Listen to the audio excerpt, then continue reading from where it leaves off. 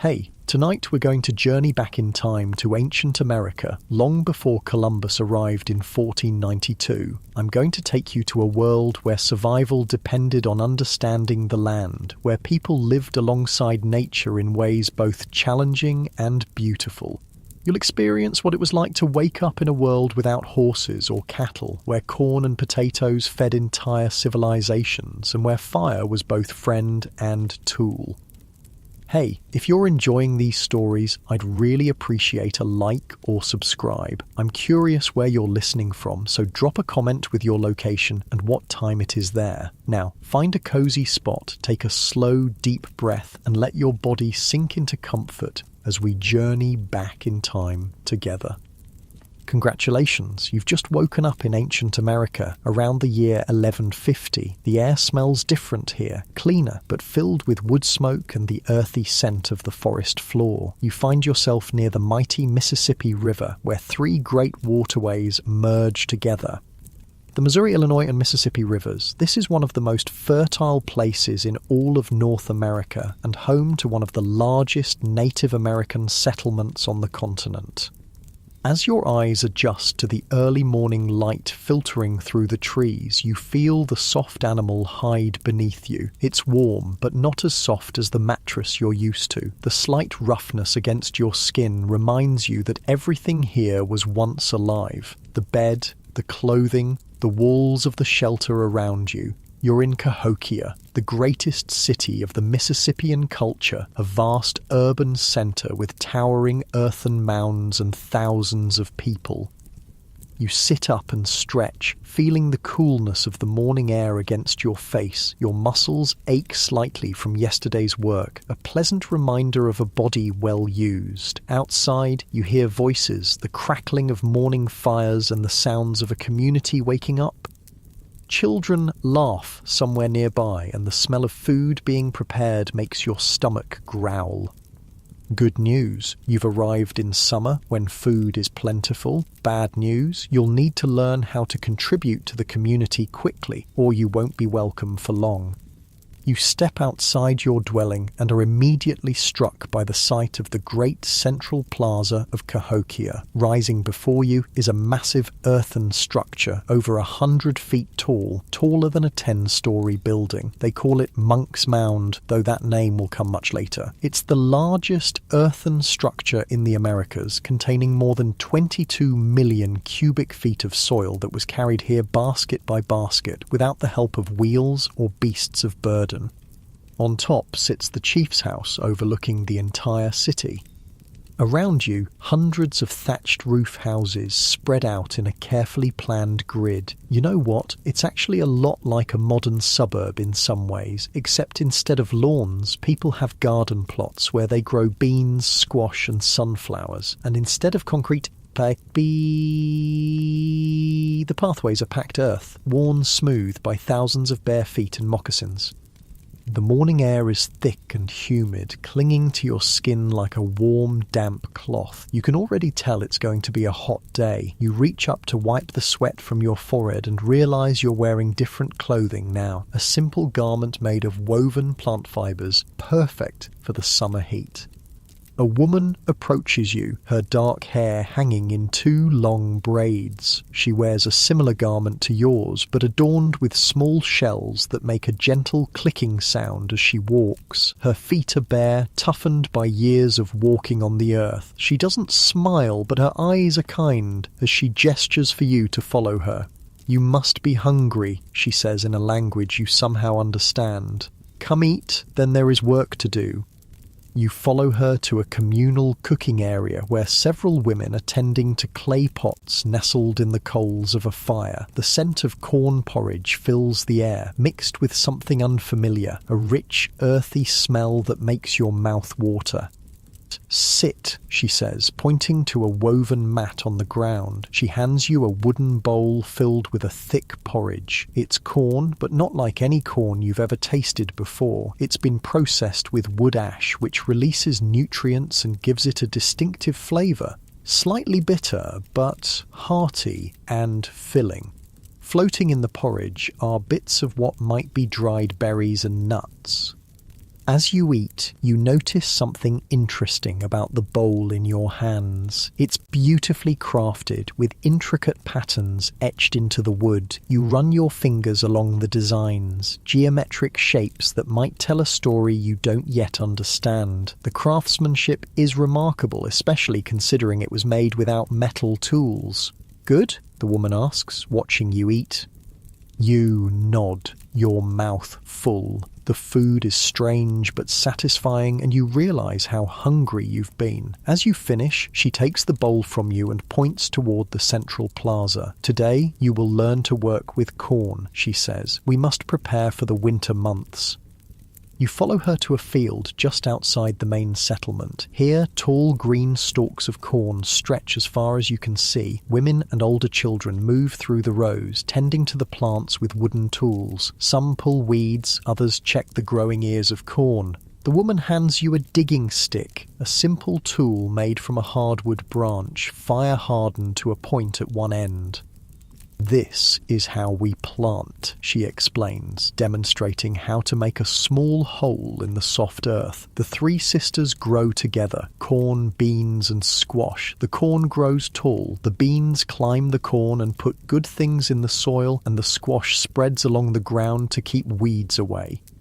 You try your hand at the work, and immediately your back begins to ache. Without metal hoes or ploughs, farming is labour-intensive. You have to bend close to the ground, making hole after hole with your digging stick. The sun beats down on your neck and shoulders, and sweat trickles down your spine. Your hands, unused to such work, quickly develop painful blisters. Yet there's something deeply satisfying about it too. You're connected to the earth in a way you've never experienced before. You notice things you might have missed, the different textures of soil between your fingers, the subtle movements of insects among the plants, the way the corn seems to sigh and rustle in the slight breeze. As you work, the woman teaches you about the corn. This isn't like modern corn with its uniform yellow kernels. This corn comes in many colours: blue, red, white, yellow, and combinations of all these. Each type has a different purpose. Some for immediate eating, some for grinding into meal, some for storing through the winter. Corn is our mother, she explains as she skillfully moves through the field. Long ago, our ancestors found a wild grass, and over many generations, they changed it into what you see now. Without corn, we could not live in this place as we do. Without corn, we would have to always move, following the herds like our ancestors did. You begin to understand that corn isn't just food here, it's the foundation of their civilization. It allows them to stay in one place, to build permanent structures, to develop art and religion and political systems. It gives them the time and energy to construct massive earthworks like the mounds of Cahokia. By midday, the heat is almost unbearable. Your shirt clings to your back, soaked with sweat. Your hands throb and your lower back sends sharp pains up your spine. Just as you think you can't continue, a bell-like sound rings out across the field. Everyone stops working and heads toward the shade of nearby trees. Under the broad branches, older children distribute water in clay vessels. It tastes earthy and slightly warm, but it's wonderfully refreshing. You're given a piece of dried meat, deer, you think, that's tough but flavourful, and a handful of berries that burst with sweetness in your mouth. As you rest in the shade, letting your tired muscles relax, you observe the people around you. They chat and laugh together. Children play a game with small carved pieces, and two older men work on crafting new tools. Despite the hard labour, there's a sense of community here that feels both foreign and familiar. The woman who's been guiding you sits nearby, weaving something from plant fibres. Her fingers move with practiced ease, turning simple materials into what looks like a small basket. "What is your name?" you ask, realizing you don't know what to call her. She looks up, seeming surprised by the question. "I am Talisa," she says after a moment. "It means water song in our language." "And what do you call this place?" you ask, gesturing to the settlement spread out below the hill where you're sitting. Talisa considers this. We call it the Great City by the Water, she says, though our people have many names. We are the people of the earth mounds, the followers of the river, the children of corn. She seems amused by your questions. Are you a chief's son? She asks suddenly. You ask many questions, but know little about working the land. You hesitate, unsure how to explain your situation. I'm from far away, you say finally. Where I come from, things are different. Talisa nods, accepting this vague explanation. Then you have much to learn if you wish to survive here. The rest period ends too quickly, and you're back in the fields for the afternoon. By the time the sun begins to lower in the sky, your entire body aches with a deep fatigue, unlike anything you've experienced before. Modern life, with all its conveniences, has not prepared you for this kind of physical labour.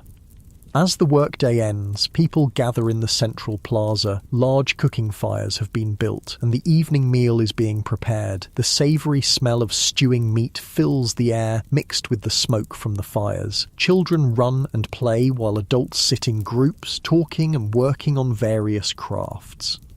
You notice that the women are in charge of cooking and processing the harvested corn, while men return from hunting expeditions carrying deer and smaller game. Everyone seems to have a role, a contribution to the community. Talisa introduces you to her family. A husband who's a skilled hunter, 2 young children, and an older mother who specializes in pottery making. They welcome you to their fire, where a clay pot bubbles with a stew of venison, corn, and wild greens. The meal is simple but satisfying. You eat from a wooden bowl using your fingers, the warm stew soothing your tired body. As darkness falls, elders begin to tell stories around the larger central fires. Their voices rise and fall in rhythmic patterns, sometimes speaking, sometimes singing. Though you can't understand all the words, you grasp that they're recounting the history of their people, the origins of the world, the proper ways to live.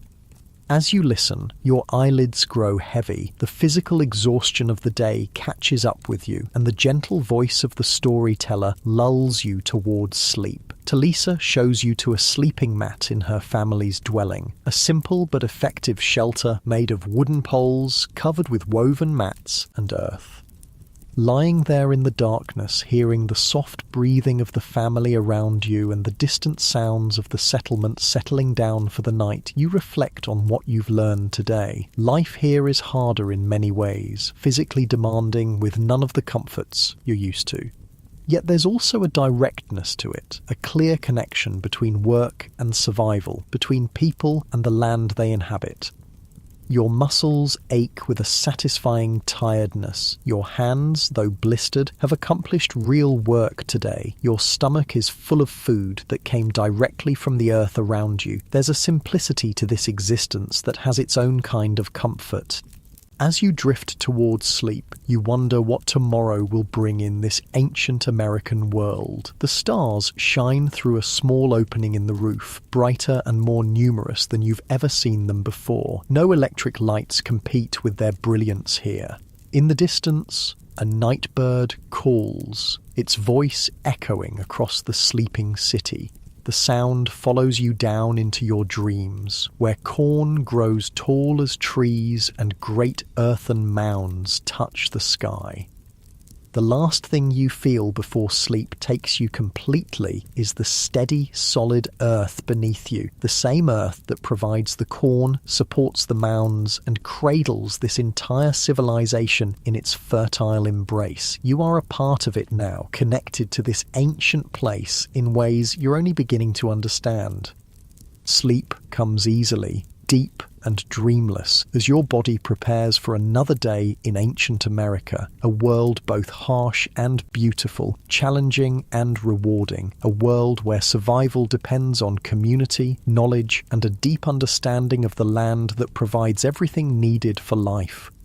You wake to the sound of movement in the dwelling. Opening your eyes, you see Talisa's family already up and preparing for the day. Your body protests as you sit up. Yesterday's fieldwork has left your muscles sore in ways you've never experienced before. Your palms, unaccustomed to the rough wooden tools, are raw and tender. When Talisa's husband notices you wincing as you flex your hands, he nods with understanding. "The first days are always the hardest," he says, his voice deep and resonant. "I am Kitchi. Today you will come with the hunters. Your hands need time to toughen. Relief washes over you. A different kind of work might give your blistered palms a chance to heal." But as you soon discover, hunting comes with its own challenges. After a quick breakfast of cold corn porridge and dried berries, you follow Kitchi and a group of 6 other men to the edge of the settlement. Each carries a bow made of carefully shaped wood with arrows tipped with flint points. Kitchi hands you a spare bow and a leather pouch containing several arrows.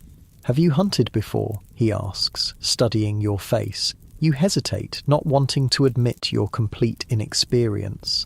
"Not like you do," you say finally. Kitchi nods, seeming to understand more than you've said. Watch first, learn, stay quiet. The hunting party moves into the forest with a silence that amazes you. These men seem to float across the ground, placing each foot with deliberate care to avoid snapping twigs or rustling leaves. You try to imitate them, but your movements feel clumsy and loud in comparison. Every few minutes, one of the hunters glances back at you with a mixture of amusement and concern. The morning air is cool beneath the forest canopy, a welcome relief from yesterday's heat in the open fields. Sunlight filters through the leaves in dappled patterns, creating a cathedral-like atmosphere. Birds call from the branches above, and occasionally small animals rustle in the underbrush. After walking for what feels like several miles, Kitchi signals for the group to stop. He points ahead to a small clearing where several deer are grazing. The animals are no more than 50 yards away, their ears flicking occasionally to catch sounds, their tails twitching at insects. The hunters spread out silently, taking positions around the clearing. Kitchi motions for you to stay behind a large oak tree, indicating with hand gestures that you should remain absolutely still. Your heart pounds so loudly you worry the deer might hear it. You watch as the hunters prepare their bows with fluid, practiced movements. The anticipation is almost unbearable. The absolute silence, the focused intensity of the men, the unsuspecting deer continuing their peaceful grazing. When the first arrow flies, it happens so quickly you almost miss it. A soft twang of the bowstring, a whisper of air, and suddenly a deer buckles, an arrow protruding from behind its shoulder. The other deer freeze for a split second, then bound away, but not before 2 more arrows find their marks. 3 deer fall, while the rest of the herd disappears into the forest. The successful hunters let out soft whoops of satisfaction, while the others nod in respect. There's no disappointment among those who didn't make a kill. This is clearly a communal effort, not a competition. Kitchi approaches one of the fallen deer, a young buck with small antlers. He kneels beside it, places his hand on its flank, and speaks quiet words you can't quite hear. When he looks up at you, his expression is solemn. "We thank the deer for giving its life so that our people may live," he explains. "We honor its spirit by using everything it gives us: meat for food, hide for clothing and shelter, bones for tools, sinew for bowstrings." You watch as the hunters begin the process of field dressing the deer. Their movements are efficient and respectful, wasting nothing. They use stone knives with edges sharper than you would have thought possible without metal. Blood warms your hands as you help hold the deer's legs, and you're surprised by how little the sight bothers you. Here, there's no separation between the meat you eat and the animal it comes from. The connection is immediate and undeniable.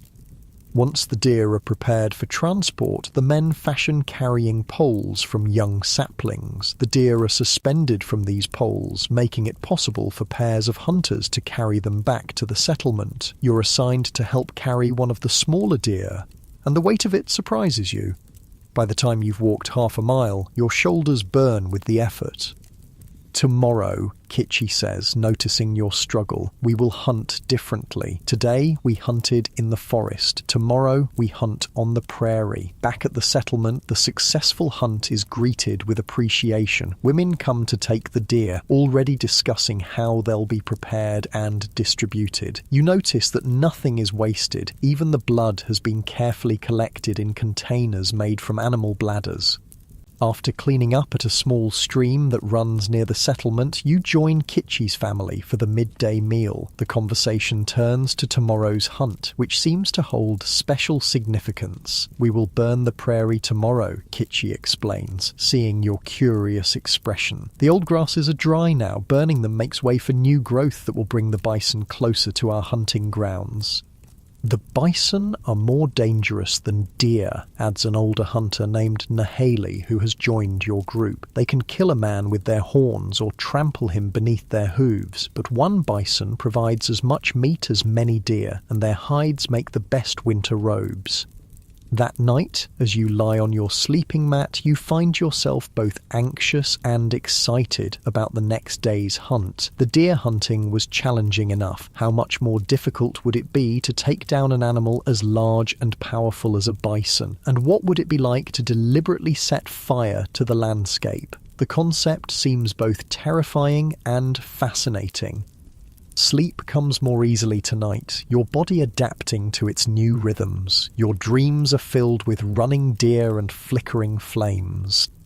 Morning arrives with a palpable sense of anticipation throughout the settlement. Today's hunt requires more preparation and many people are involved. Women prepare extra water containers and food for the hunters, who might be gone overnight. Children help gather specific herbs that will be used in pre-hunt rituals. Elders offer advice and blessings to the hunting party.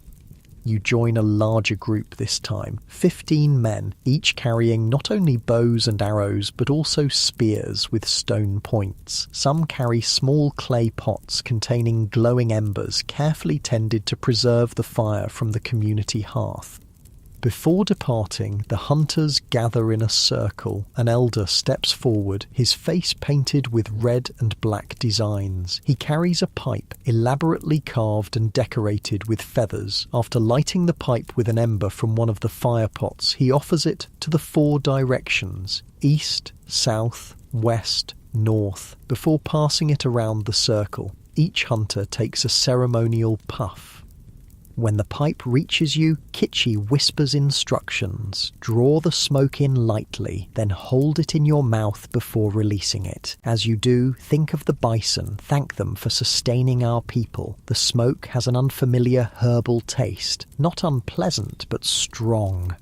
As you exhale, you feel a subtle shift in the atmosphere, a deepening of the sense of purpose that surrounds this hunt.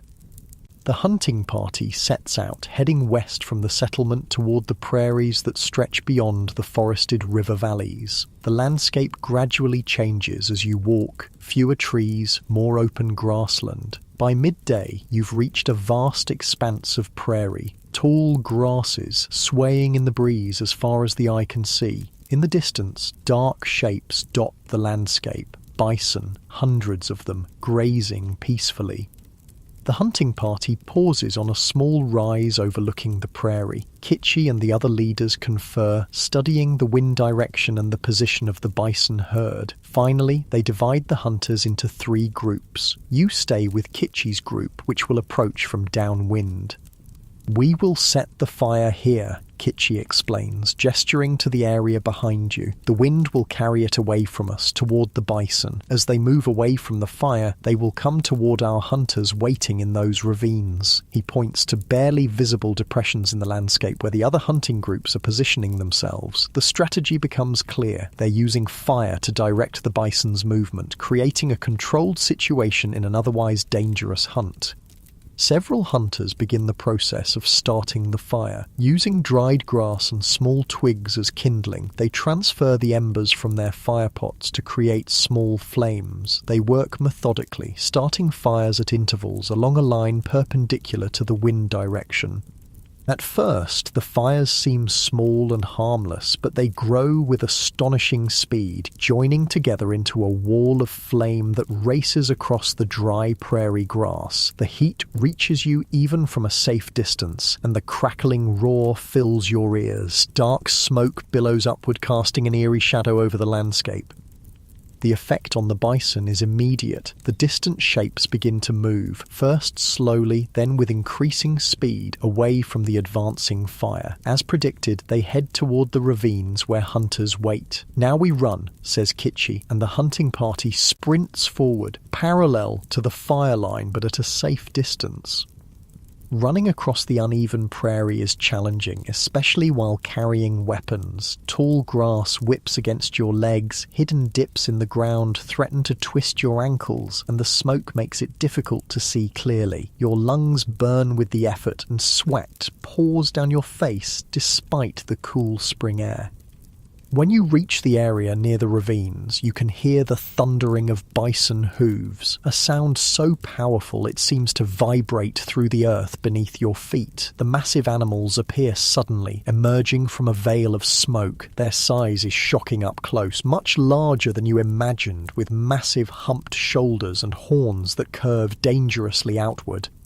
The hunters position themselves strategically, using the landscape for cover. You follow Kitchi's lead, crouching behind a small rise. He signals for you to stay put, then moves forward with 3 other hunters, their movements coordinated without words.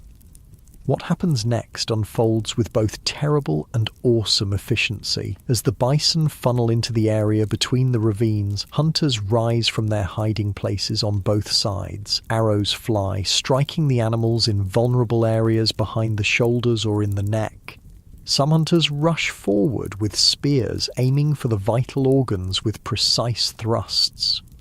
The bison don't surrender easily. Some charge the hunters, forcing them to dive out of the way. One animal, struck by multiple arrows but still standing, lets out a bellow of rage and pain that raises the hair on the back of your neck. The air fills with dust, smoke, and the scent of blood. The sounds are overwhelming. Thundering hooves, shouts of hunters, the snorts and bellows of wounded bison. It's both terrifying and exhilarating, this ancient dance between predator and prey played out on the open prairie.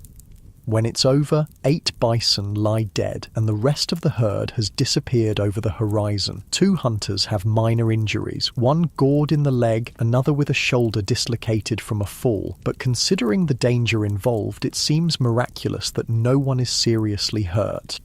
As with the deer hunt, the aftermath is characterized by a mixture of celebration and reverence. The hunters gather around the fallen bison, offering prayers of thanks. The largest bull is decorated with tobacco offerings placed near its head, a sign of respect for the animal's spirit.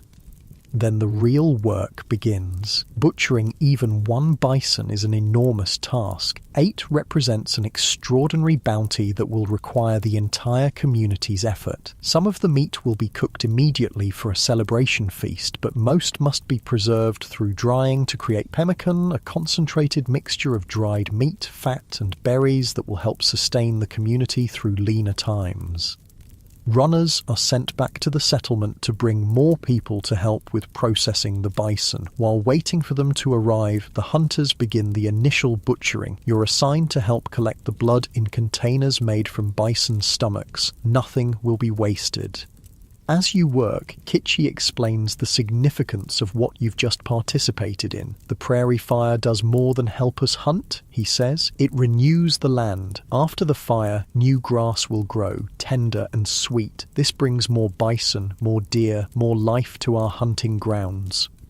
You look back at the blackened area where the fire passed. Already you can see that it's not completely destroyed. The flames moved quickly enough that they burned only the above-ground portion of the grasses, leaving the roots intact below the soil. Our grandparents' grandparents taught us to use fire this way, Kitchi continues. They learned it from watching how the lightning fires changed the land. We do smaller fires more often to keep the big fires from happening. This perspective shifts your understanding of what you've witnessed. What might have seemed like a destructive act was actually a form of land management, a way of working with natural processes rather than against them. These people aren't just surviving in their environment. They're actively shaping it, creating conditions that favour the plants and animals they depend on. By late afternoon, people from the settlement have arrived to help with the butchering. The scene transforms into a bustling outdoor workshop with specific tasks assigned based on skill and experience. Some remove hides, others cut meat into strips for drying, still others crack open bones to extract the nutritious marrow.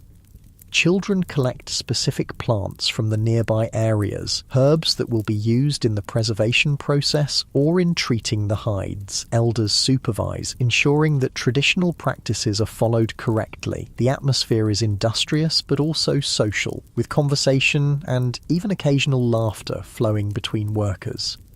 You find yourself assigned to work with an elder named Makia, who is removing the sinew, the tough connective tissue that will be dried and used as thread for sewing. Her fingers move with remarkable dexterity despite her age, separating the long fibers with a bone tool.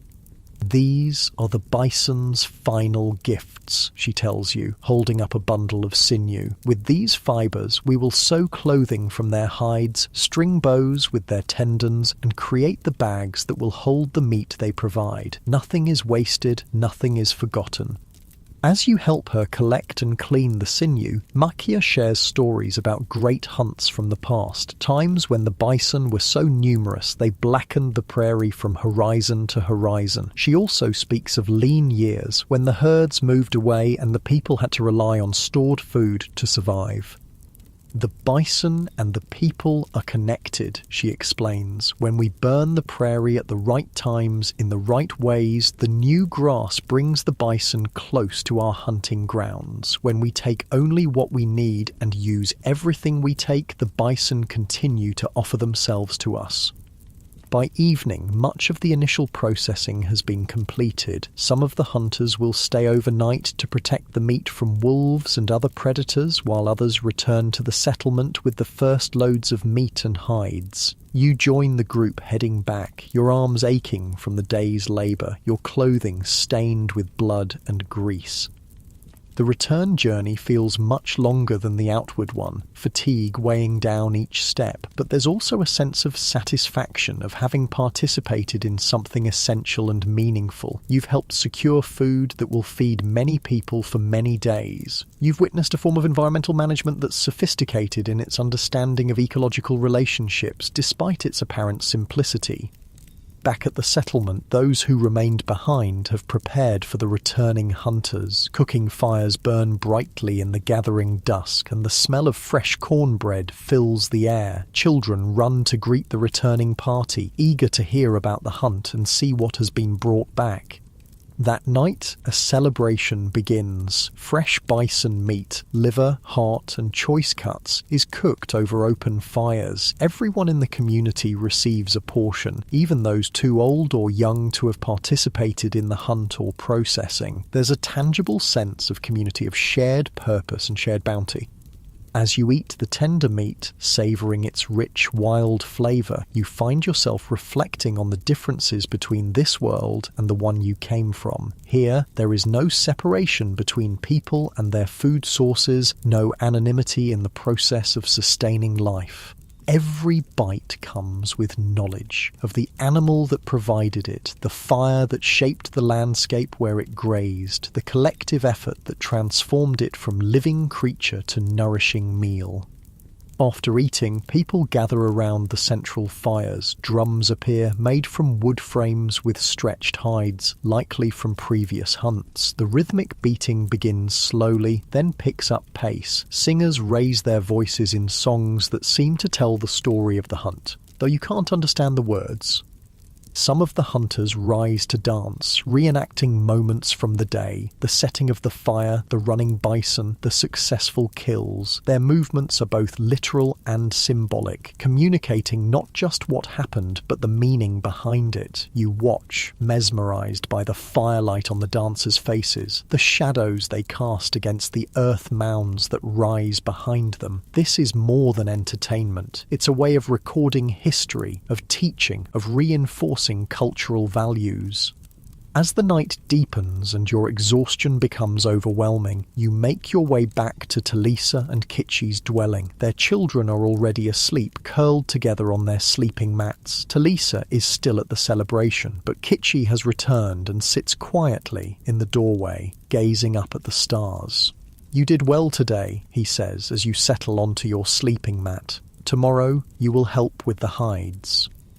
The simple praise fills you with unexpected warmth. In this world, where survival depends on everyone's contribution, being useful is the highest form of belonging. Why did some of the bison meat go into those special containers, you ask, remembering how certain portions had been carefully set aside? "Those are for trading," Kitchi explains. "When the moon is full again, traders will come from the Great Lakes. They bring shells and copper for our bison meat and hides."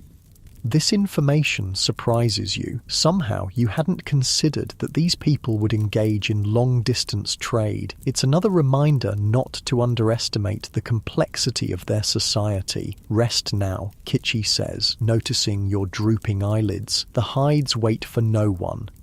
As you drift towards sleep, the distant sounds of drums and singing create a soothing backdrop. Your body aches from the day's exertions, but it's a good kind of pain, the kind that comes from useful work, from participating in something larger than yourself. Your last thoughts before sleep claims you are of fire racing across the prairie, of massive bison running beneath a smoke-darkened sky, of the intricate relationship between people, animals, and landscape that you've only just begun to understand.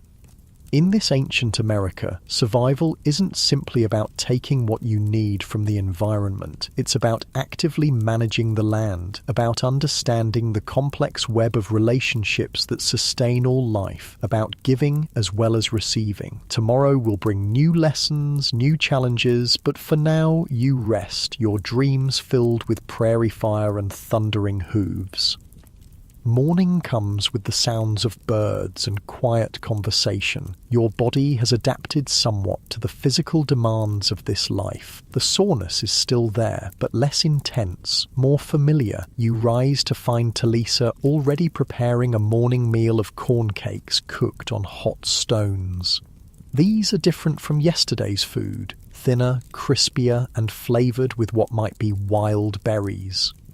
"Today you learn to work with the hides," she says, handing you a portion. "It is women's work, but good for all to know." After eating, you join a group of women gathered near the edge of the settlement. Spread out before them are the fresh bison hides from yesterday's hunt, each one enormous and at least 8 feet across. The smell is powerful, raw, metallic, and organic.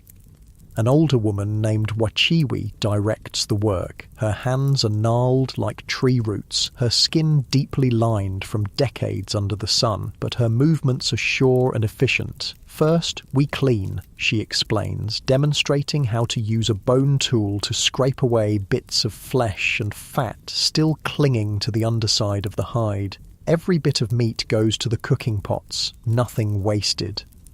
The work is surprisingly difficult. The hide is heavy and unwieldy, the scraping requires just the right amount of pressure, and the smell makes your stomach turn occasionally. But there's something satisfying about the transformation, watching the raw hide gradually become cleaner, more workable. As you labour alongside the women, they talk among themselves, sometimes including you in their conversation. They speak of children and grandchildren, of dreams that came in the night, of plants they hope to gather when the season is right. It strikes you that despite the vast differences in lifestyle, people here share the same fundamental concerns and joys as in your time: family, community, the rhythms of daily life. Wachiwi notices your awkward scraping technique and pauses to correct your grip on the bone tool. Her touch is gentle but firm as she positions your hands properly. "Like this," she says, guiding your movements. "Let the tool do the work. Too much force tears the hide." You try again with her guidance, finding that indeed a lighter touch with the proper angle works much better. She nods approvingly before moving on to help another worker. Talisa works nearby, explaining the next steps in the process. "After cleaning, we will soak the hides in water mixed with the brains of the bison," she says, noticing your surprised expression. "The brains make the hide soft and easy to work. One animal's brain is enough to tan its own hide. That is the way of balance. Then we will smoke the hides over a slow fire of green wood," adds another woman. "This keeps them from getting stiff when they get wet. A good smoking means the difference between comfort and misery when the rains come." You begin to appreciate the depth of knowledge involved in what might seem like simple survival tasks. Every step in processing these hides represents generations of accumulated wisdom passed down through careful teaching and observation. There are no written instructions, no videos to watch, just the direct transmission of skills from person to person. By midday, your arms ache from the repetitive scraping motion and your back protests from bending over the large hides. When a break is called, you gratefully straighten up, stretching your tired muscles.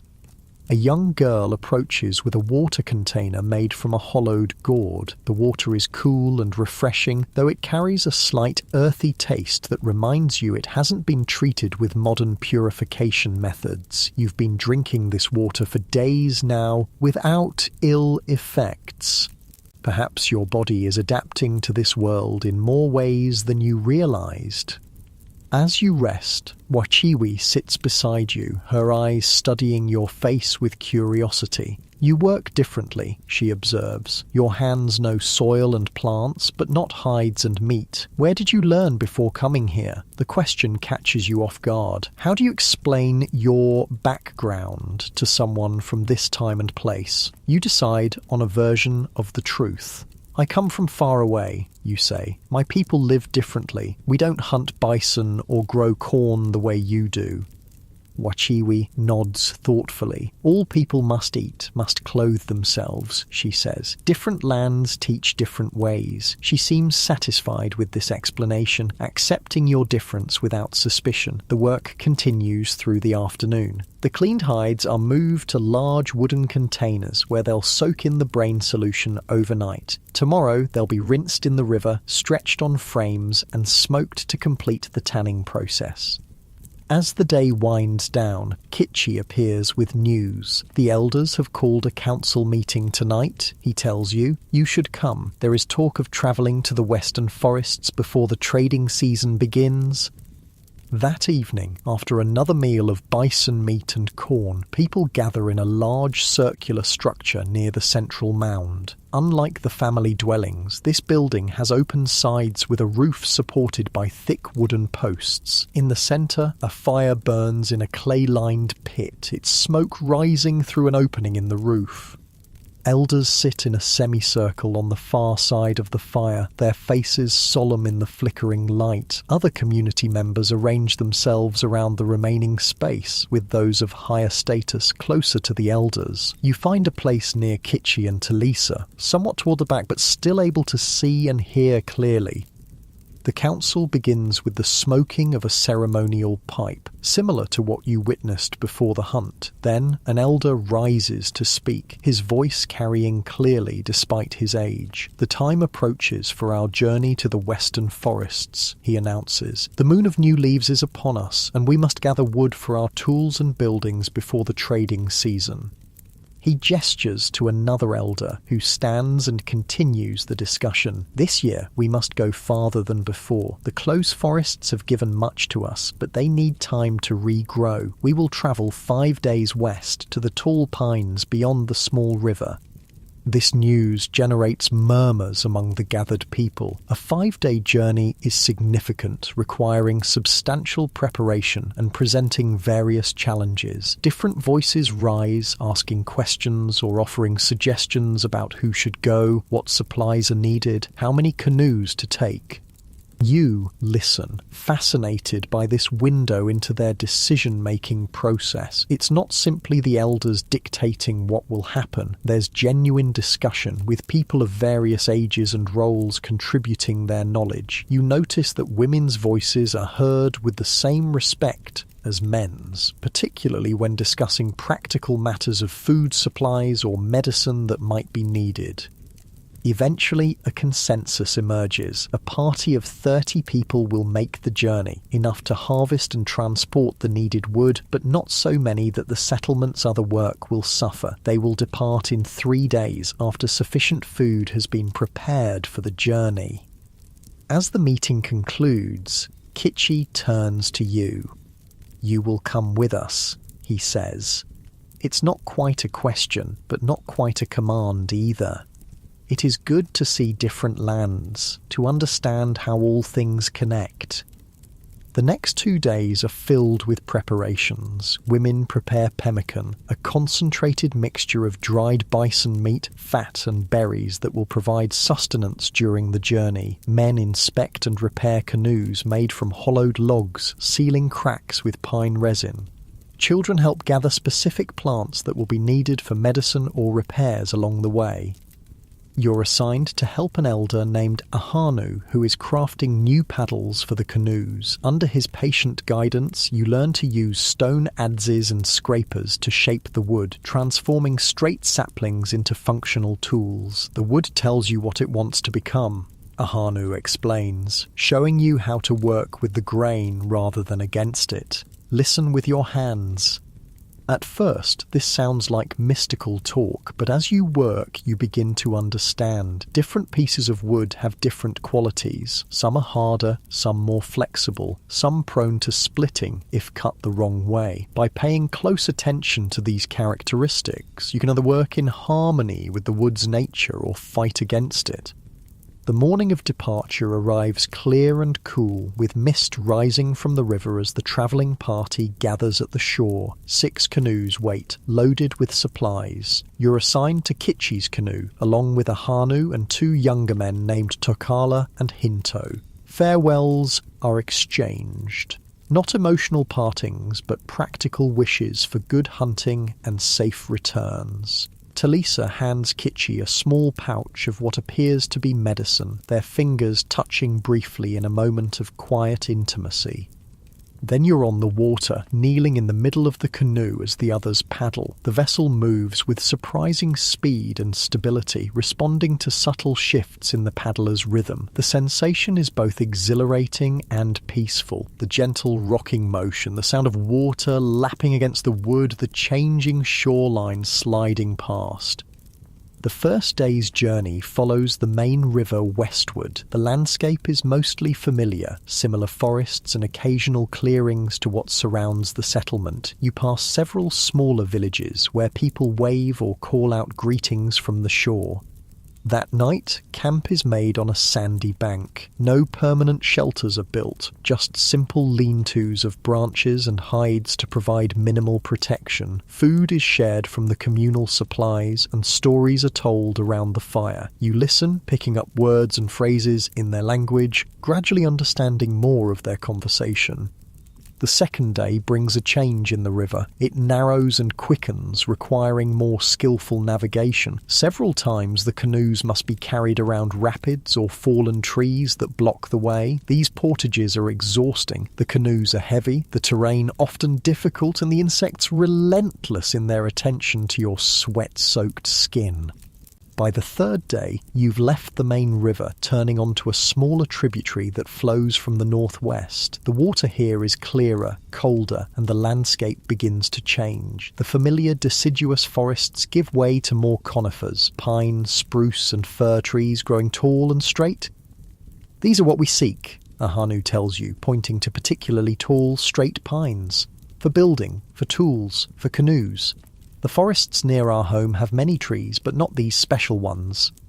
On the fourth day, the tributary becomes too shallow for the canoes. The remainder of the journey must be completed on foot. The group establishes a base camp where the canoes are secured and most supplies left under guard. Only essential tools and food are carried for the final leg of the journey. The forest you enter is different from any you've seen before, cathedral-like in its dimensions, with massive pine trees stretching toward the sky. Their trunks rise straight and true for 50 feet before the first branches appear. The forest floor is carpeted with needles that muffle your footsteps, creating an atmosphere of hushed reverence. These trees remember the time before people, Ahanu says quietly, running his hand along a trunk wider than his arm span. They have seen many generations come and go. The harvesting process is not what you expected. Rather than cutting indiscriminately, the party moves through the forest with careful deliberation. Ahanu and other elders inspect many trees before selecting specific ones for harvest. They consider not just size and straightness, but also position, choosing trees whose removal will create beneficial openings in the canopy for younger trees to grow. Before each tree is cut, a small offering is placed at its base, tobacco, beads, or small carvings. Words of thanks are spoken, acknowledging the tree's sacrifice. Then the work begins, with stone axes making careful cuts at the base. It's slow, labour-intensive work, but the men approach it methodically, taking turns to avoid exhaustion. When a tree finally falls, there's no celebration, only focused attention on the next stage of processing. Branches are removed and the trunk is cut into manageable sections that can be carried back to the canoes. Nothing is wasted. Even the smaller branches are bundled for use as kindling or crafting material. As the day progresses, you notice something interesting about this forest. Despite being far from the settlement, it doesn't feel entirely wild. There's a subtle order to it, areas where the understory has been thinned, creating park-like spaces between the massive trees. In some places, you spot the charred remains of old fires, but the trees above show no damage. Have people burned this forest? You ask Tokala as you help him strip bark from a fallen trunk. He nods.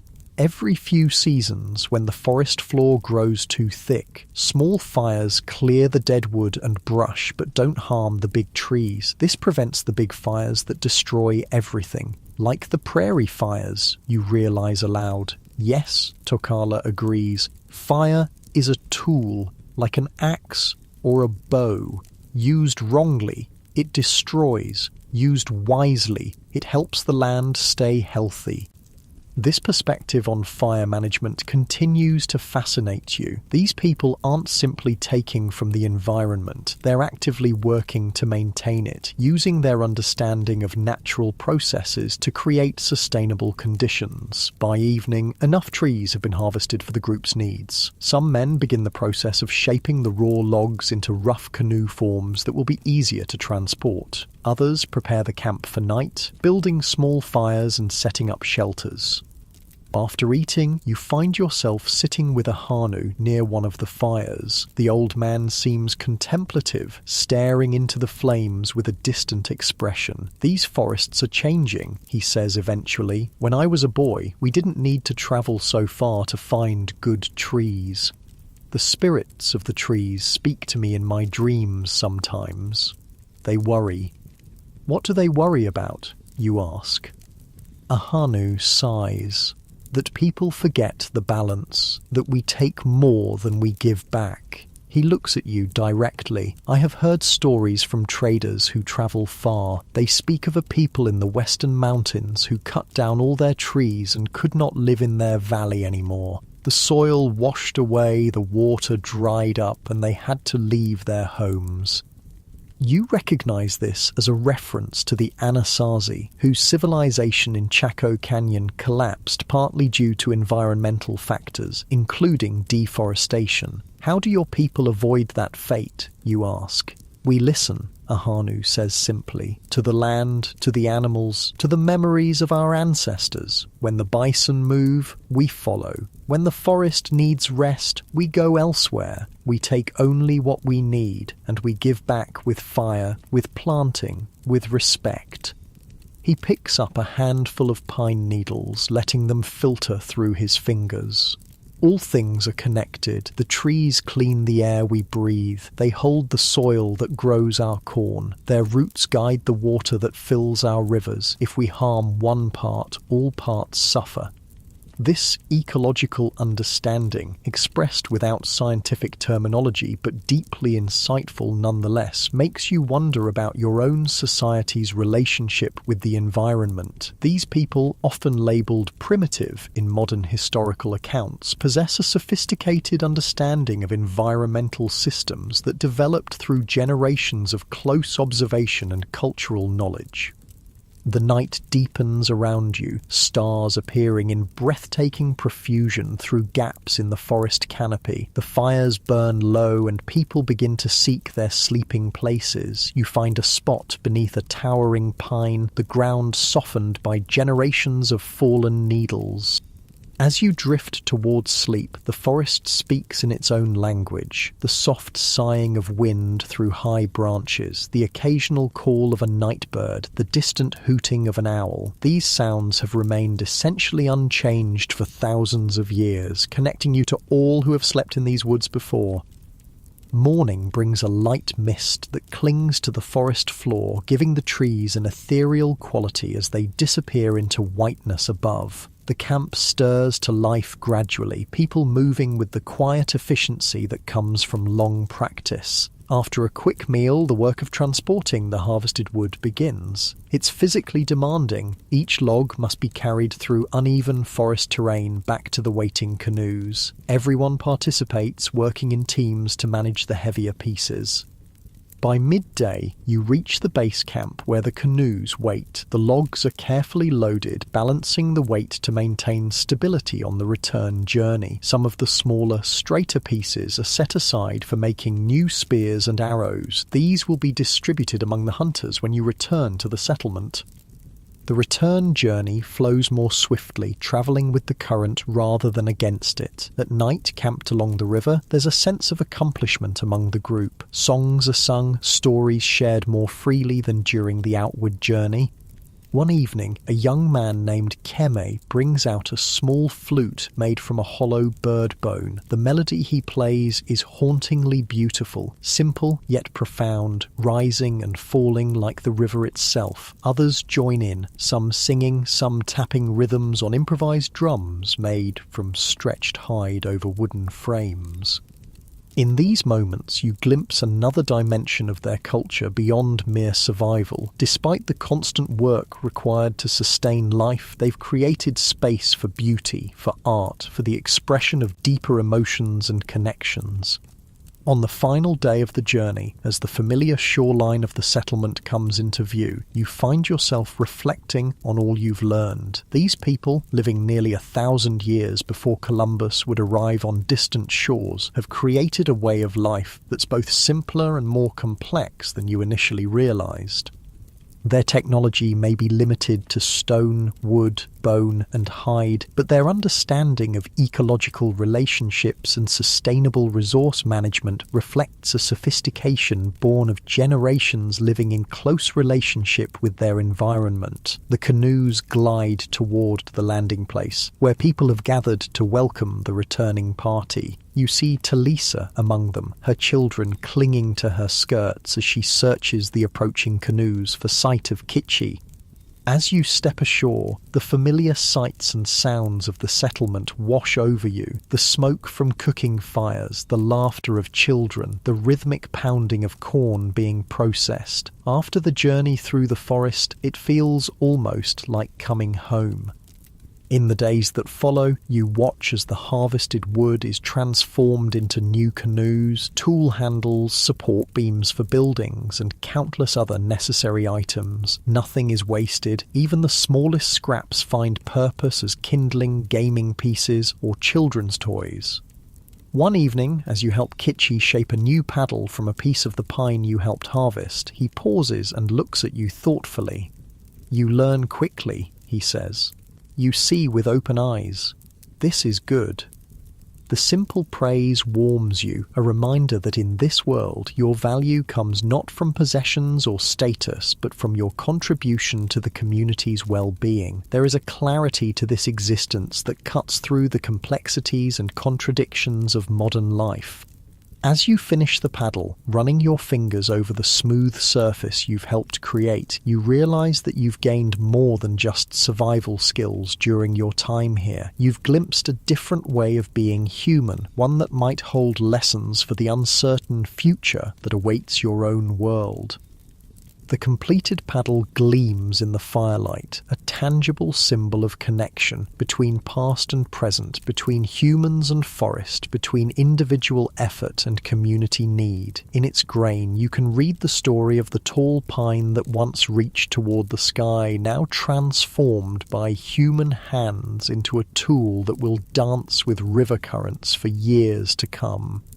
Outside, the night deepens over the settlement. The great mounds stand as silent sentinels in the darkness, monuments to a people whose achievements have too often been forgotten or diminished in the standard telling of American history. But you have seen firsthand the complexity of their society, the depth of their knowledge, and the wisdom of their relationship with the land that sustains them. Sleep comes easily tonight, your body tired from honest work, your mind full of new understanding. Tomorrow will bring more lessons, more challenges, more opportunities to learn from these people who have mastered the art of living in ancient America. The days that follow the forest journey settle into a rhythm. You've become familiar with the daily patterns of life in Cahokia, the early morning stirring as people begin their work, the midday meal when the sun is highest, the evening gatherings around communal fires. Your hands have grown calloused from labour, your skin darker from days spent under the sun, your legs stronger from walking everywhere. One morning, as you help Talisa tend to her garden plot near their dwelling, she pauses and points to the river. "Look," she says, "the traders come." You follow her gaze to see several canoes appearing around the river bend. These vessels are different from the ones used for the forest journey, larger, more elaborately decorated with distinctive painted symbols on their sides. Each carries 4 or 5 people, along with bundles of goods carefully arranged and covered with woven mats. "Who are they?" you ask, watching as the canoes make their way toward the settlement's landing place. "People of the Great Lakes," Talisa replies. "They come twice each year, when the first flowers bloom and when the leaves turn colour. They bring shells and copper and other treasures from distant waters." Throughout the settlement, word of the traders' arrival spreads quickly. People begin to gather by the river, some bringing items they've prepared specifically for trading. You notice bundles of dried bison meat, carefully tanned hides, bags of what might be medicinal plants, and intricately woven baskets. Kitchi appears from the direction of the hunting grounds, his face breaking into a rare smile when he spots the approaching canoes. "Come," he says to you, "this is something you should see." By the time you reach the landing place, the first canoe has already arrived. Its occupants, 3 men and 2 women, step ashore with practiced ease, greeting the waiting elders with formal gestures that suggest a long-established protocol. The visitors look subtly different from the Cahokians. Their clothing style varies slightly, with more elaborate beadwork and different patterns. Their language, while clearly related to what you've been hearing, contains different sounds and rhythms. Yet there's an easy familiarity between them and your hosts that speaks of generations of interaction. "They come from 12 days' journey to the north," Kitchi explains quietly, as you watch the greetings unfold. Beyond the great lake that has no opposite shore, their home is in a land of birch trees and wild rice. More canoes arrive, and soon the riverbank is busy with activity. The formal greetings complete, the trading begins, not as a chaotic marketplace, but as a structured series of exchanges. Representatives from Cahokian families approach the traders one by one, presenting their offerings and examining what the visitors have brought. You're fascinated by the goods that emerge from the traders' canoes. There are shells unlike any you've seen before, large, spiral-shaped shells that clearly don't come from the nearby river. Kitchi notices your interest. Those come from the Great Saltwater, far to the south, he explains. They pass from hand to hand, from people to people, travelling many moons' journey to reach us. There are pieces of a reddish metal that you recognise as copper, some raw and others worked into elaborate ornaments and tools. Bright feathers from birds you've never seen, stones in unusual colours and patterns, and bundles of what appears to be dried fish are among the other items being offered. The copper comes from the north shores of the greatest lake, Kitchi continues. Special stones come from the western mountains. Each land has its gifts, and through trading, all people can share in them. You begin to understand that what you're witnessing isn't simply commerce. It's a complex network of relationships that connects distant communities across the continent. These goods aren't travelling along a single trade route, but through a web of exchanges, passing from one group to another, sometimes travelling hundreds or even thousands of miles from their source. An elder beckons to Kitchi, who excuses himself to participate in the trading. You watch as he presents several finely crafted bison hide robes, receiving in exchange some copper pieces and a bundle of unusual feathers. Talisa joins you, her children in tow. The trading will continue for 3 days, she explains. Then there will be a feast and storytelling. The traders bring not just goods, but news and stories from distant places. That evening, the atmosphere in the settlement is festive. The visitors are welcomed into family dwellings as guests, sharing food and exchanging news. You find yourself in Kitchi and Talisa's home, seated across from a trader named Namid, whose weather-beaten face and calm demeanour suggest years of travelling the river routes. As you eat, Namid speaks of his journey southward, describing villages and landscapes that are clearly familiar to your hosts, though they've never visited them personally. He tells of unusual weather patterns, successful hunts, conflicts between distant groups, and new babies born to families connected through previous marriages. This, you realise, is how news travels in a world without written records or electronic communication, carried by traders who memorise information to share as they travel.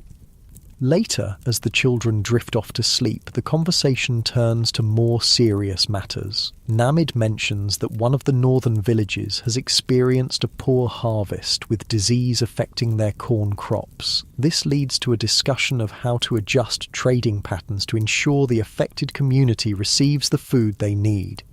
3 summers ago, our crops failed, Kitchi reminds the others. The people of the river mouth brought us corn when our children were hungry. Now we must do the same for the northern lake people. The matter-of-fact way they discuss sharing resources with distant communities impresses you.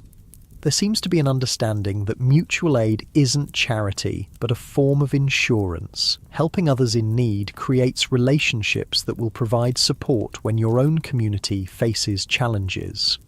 The next morning, you're invited to accompany Kitchi to observe more of the trading. As you approach the river, you notice that some exchanges are happening away from the main group, with individuals meeting privately to trade specific items. Not all trading happens where everyone can see, Kitchi explains when you ask about this. Some knowledge is only for certain eyes. Medicine ways, spiritual objects, songs of power. These are exchanged between those who understand their proper use. This adds another layer to your understanding of the trading system. It's not just physical goods that move along these networks, but also knowledge, cultural practices, and spiritual concepts.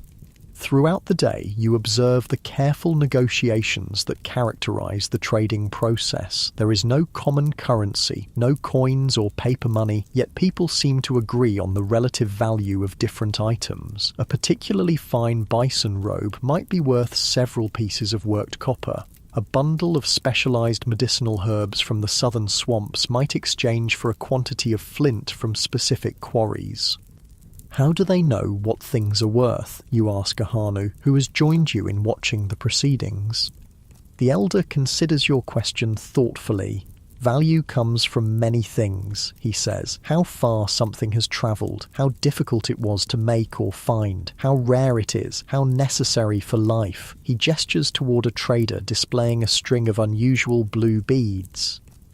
Those stones come from mountains 10 moons' journey to the southwest. Few people know the way there and back. Their rarity makes them valuable. As the day progresses, you notice that not all the trading involves physical goods. Some exchanges seem to be promises or agreements, commitments to future actions or alliances. One elder from Cahokia presents a specially marked arrow to a northern trader who receives it with formal solemnity before placing it carefully in a decorated case. That is a marriage agreement, Ahanu explains, seeing your curious look. The elder's granddaughter will marry the trader's nephew when the leaves fall. The arrow carries the promise. This glimpse into the diplomatic aspects of trade expands your understanding further. These networks don't just move goods, but also create and maintain relationships between communities, marriage alliances, peace agreements, mutual aid pacts. By the afternoon, the focus shifts from trading to cultural exchange. In the central plaza, visitors display skills from their homeland. A woman demonstrates a distinct pottery technique, shaping clay with remarkable speed and precision. A man shows a different method of flint knapping, producing stone tools with a style unfamiliar to the Cahokians. Children from both groups play together, teaching each other games from their respective communities.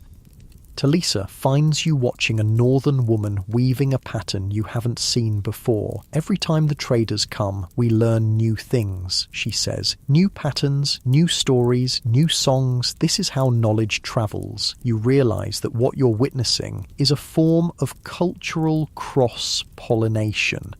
Innovations and ideas don't stay isolated within single communities, but spread through these trading networks, allowing adaptations and improvements to move across vast distances.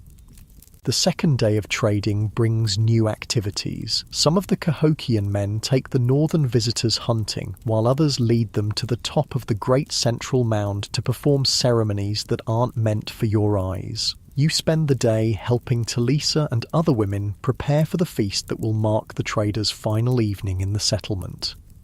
This preparation offers its own window into the trading network. The meal will include not just local foods, but ingredients that have come from far away. Salt from distant springs, nuts that don't grow in the local forest, spices with distinctive flavors. Talisa shows you a small clay jar containing a dark, rich substance.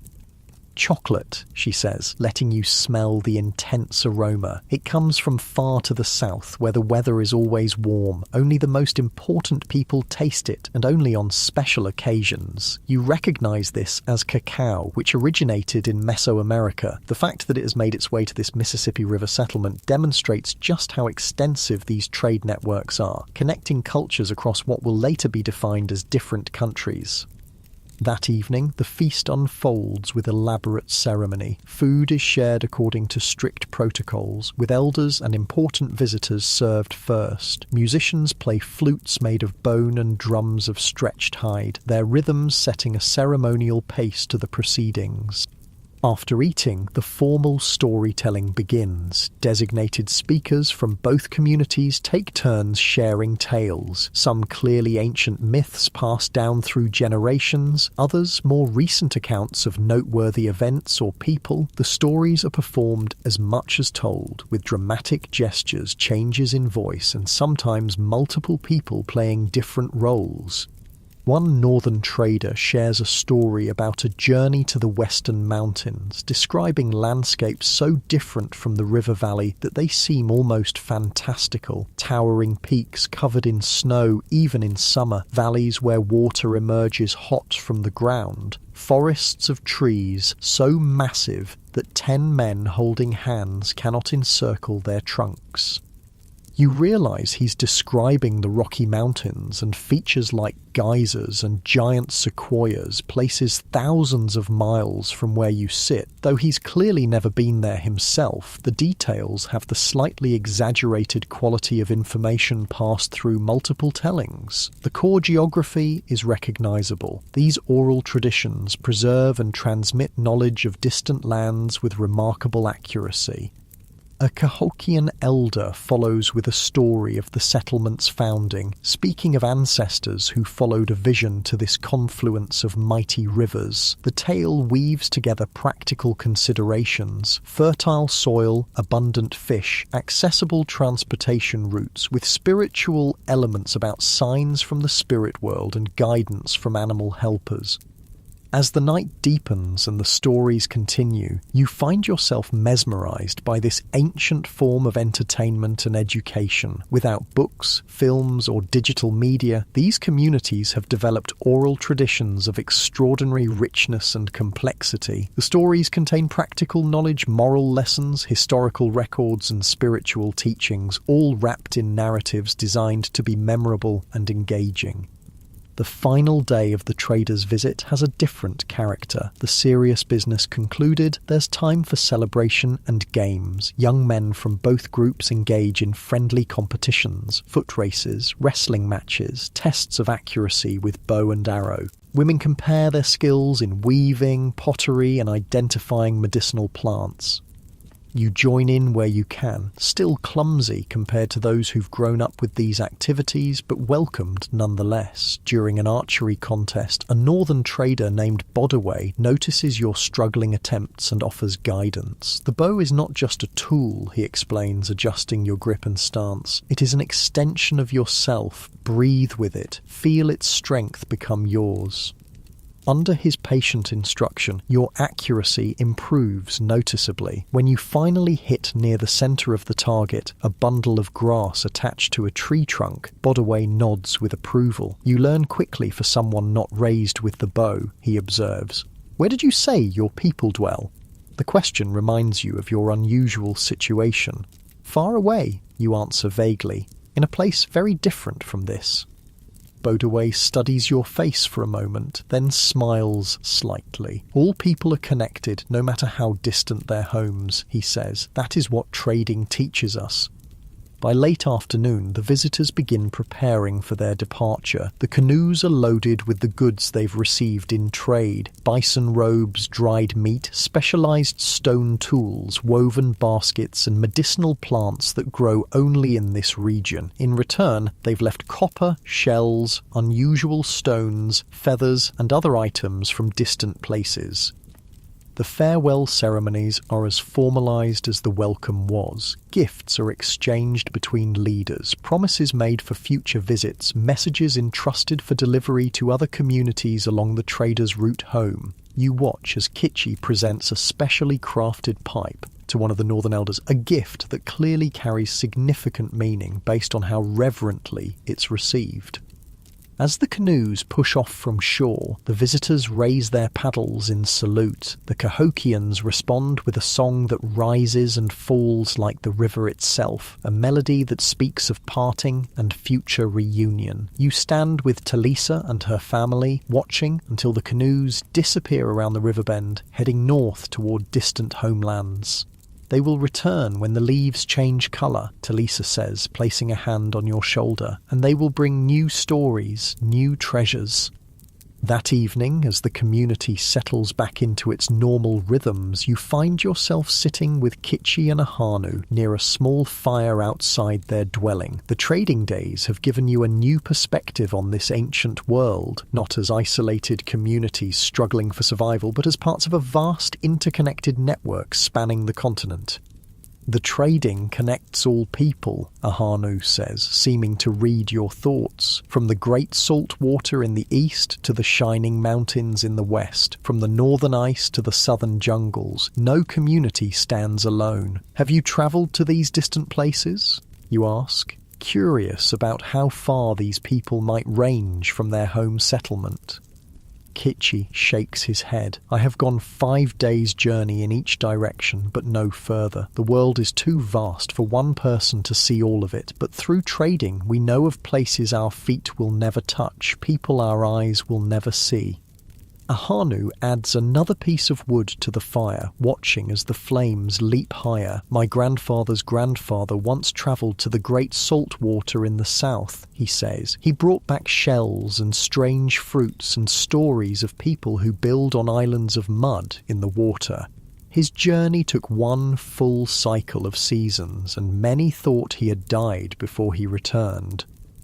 This glimpse of long-distance travel in the pre-Columbian era fascinates you. Without horses or wheeled vehicles, such journeys would have been enormous undertakings. Yet clearly some individuals did venture far from their homelands, expanding geographical knowledge and establishing new connections. How do traders find their way through unknown lands, you ask? Without maps, or you catch yourself before mentioning compasses or GPS. The rivers are the great paths, Kitchi explains. They connect all places, and once learned, their patterns guide the traveller. The stars show direction at night, the sun during day, and each region has its landmarks, unusual mountains, distinctive trees, unique rock formations.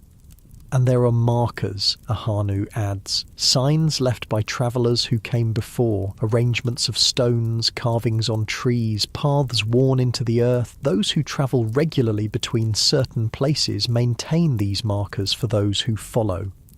You're struck by the sophistication of this navigation system, developed without written maps or magnetic compasses. It relies instead on close observation of natural features, astronomical knowledge, and cooperative maintenance of route markers. A different kind of technology, but effective nonetheless.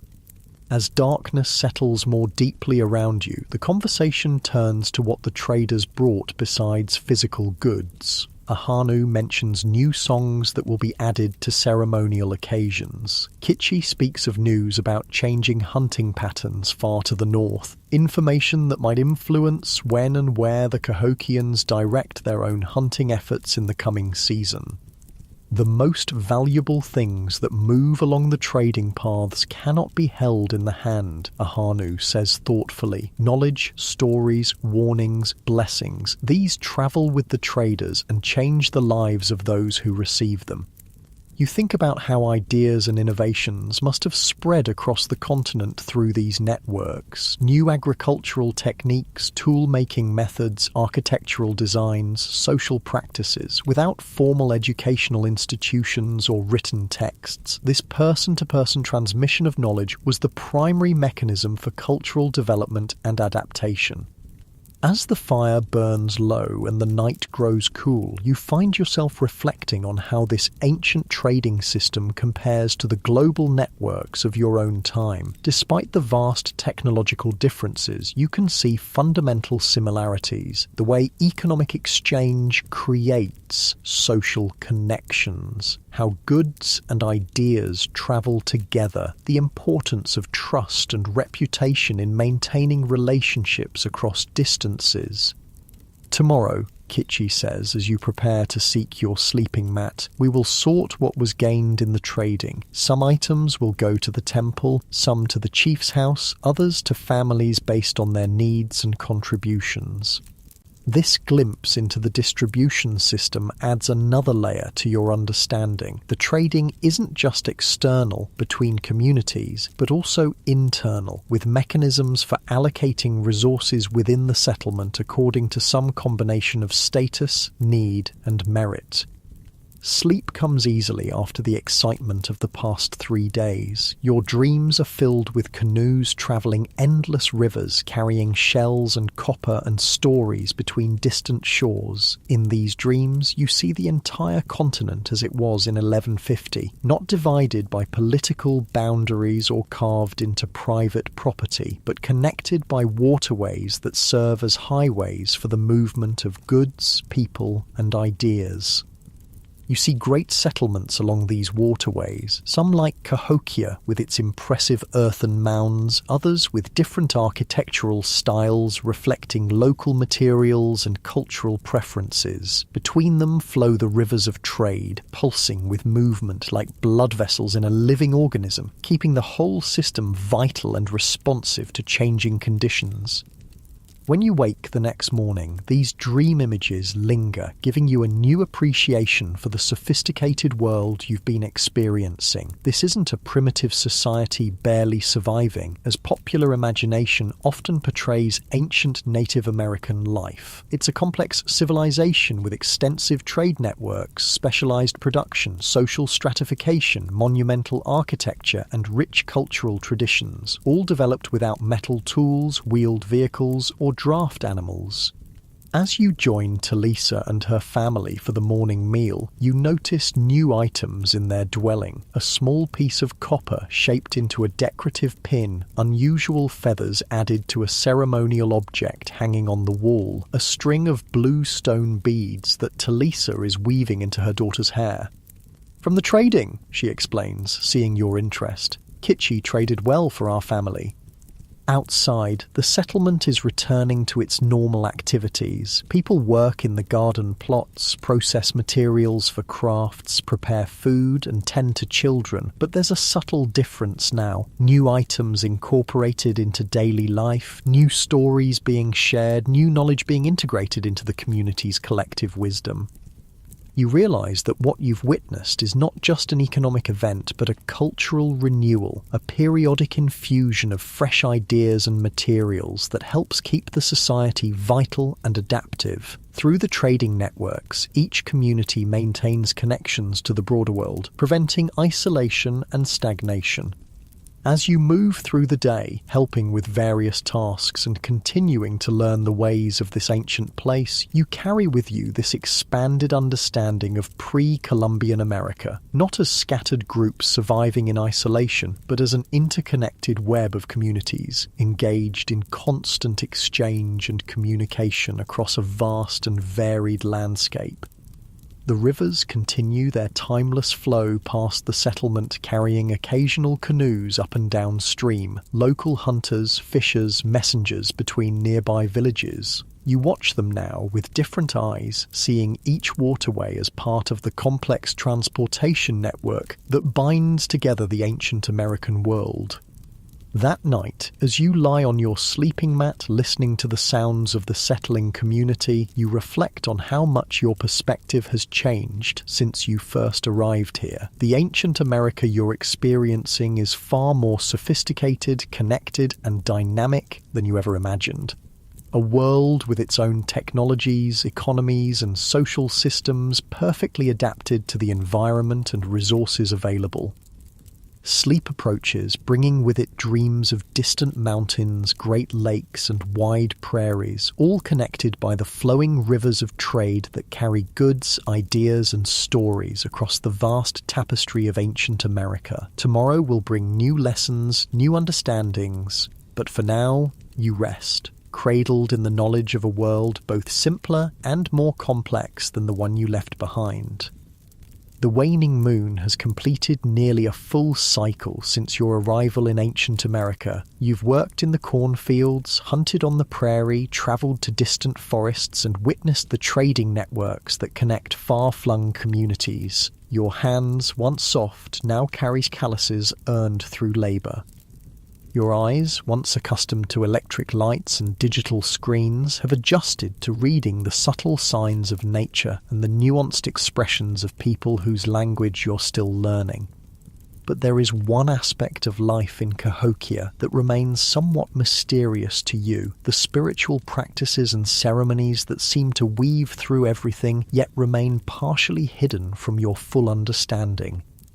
You've noticed the regular offerings made before hunting, the expressions of gratitude for harvested plants, the reverence shown to certain animals. You've observed how specific mounds appear aligned with celestial events, how elders watch the sky with careful attention, how certain spaces within the settlement seem reserved for special purposes.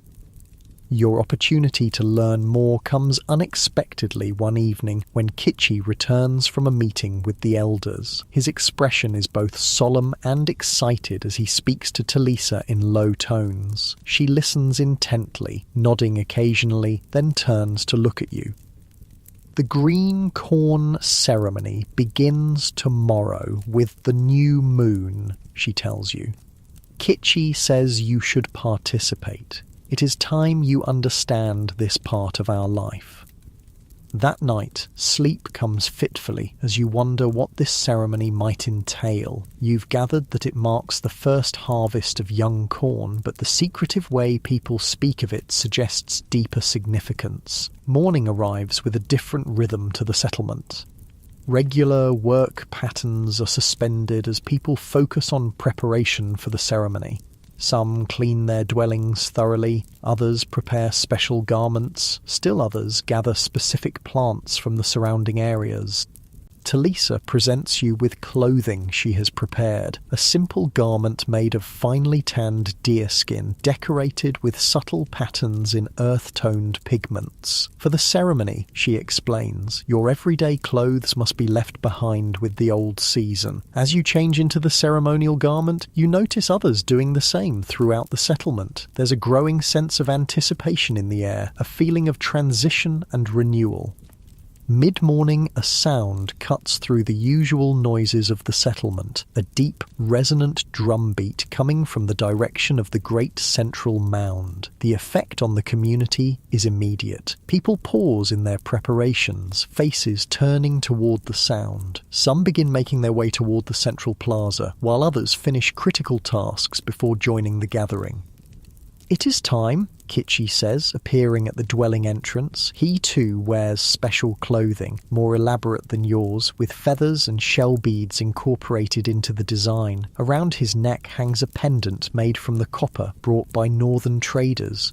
You follow Kitchi and his family toward the central plaza. As you walk, you notice small bundles placed outside each dwelling, offerings of some kind, though their specific purpose remains unclear to you. The plaza has been transformed. The usual activities of daily life have been cleared away, replaced by an arrangement that focuses attention on the base of the great mound. There, a fire burns in a specially prepared pit, tended by elders whose faces are painted with red and white designs. Behind them, a line of steps leads up the face of the mound to the structure at its summit. People arrange themselves in what appears to be a predetermined order, with family groups together but positioned according to some social structure you don't fully comprehend. Kitchi guides your small group to a place midway between the fire and the edge of the gathering. Watch and listen, he advises quietly. This ceremony connects us to those who came before and those who will come after. It reminds us of our place in the great circle of life. The drumming continues, now joined by the sound of rattles and bone flutes. The music has a hypnotic quality, not melodic in the way you're accustomed to, but rhythmic and patterned in ways that seem to bypass your conscious mind and speak directly to something deeper. From the structure atop the mound, a figure emerges, a man wearing an elaborate headdress made from deer antlers and adorned with feathers that catch the morning light. His face and body are painted in intricate patterns of white, black, and red. He carries a staff, topped with symbols you can't decipher from this distance. The chief priest, Talisa whispers. He speaks for the people to the spirits, and for the spirits to the people. The chief priest descends the mound with deliberate steps, his movements stylized and ceremonial rather than natural. When he reaches the plaza level, other figures join him, men and women in less elaborate but still distinctive ceremonial dress, each carrying objects of apparent ritual significance. What follows is difficult for you to fully comprehend, yet impossible to look away from. The ceremony unfolds in a sequence of ritual actions, offerings placed in the fire, dances that trace patterns across the plaza, chants that rise and fall in complex harmonies. The chief priest speaks at intervals, his voice carrying clearly across the gathered community, though the archaic language he uses is largely beyond your limited understanding. Kichi occasionally translates fragments for you in hushed tones. He gives thanks for the young corn. He remembers those who have walked to the spirit world since the last green corn ceremony. He asks for blessings on the children born during the past moon cycles. As the ceremony progresses, your awareness of time begins to shift. The rhythmic drumming, the repeated patterns of movement, the sensory elements of smoke and song create a kind of trance state. You find yourself breathing in unison with those around you, your heartbeat synchronizing with the drums. At what feels like the ceremony's peak, young women bring forward baskets containing the first young corn ears of the season. These are presented to the chief priest, who raises them toward the sky, then to the four directions, before placing some in the fire as an offering and returning the rest to be distributed. This moment seems to release a tension you hadn't fully realized was building. The community's mood shifts from solemn attention to joyful celebration. The music changes character, becoming more energetic. Children who had been remarkably still and quiet during the ceremony now move freely, laughing and playing at the edges of the gathering.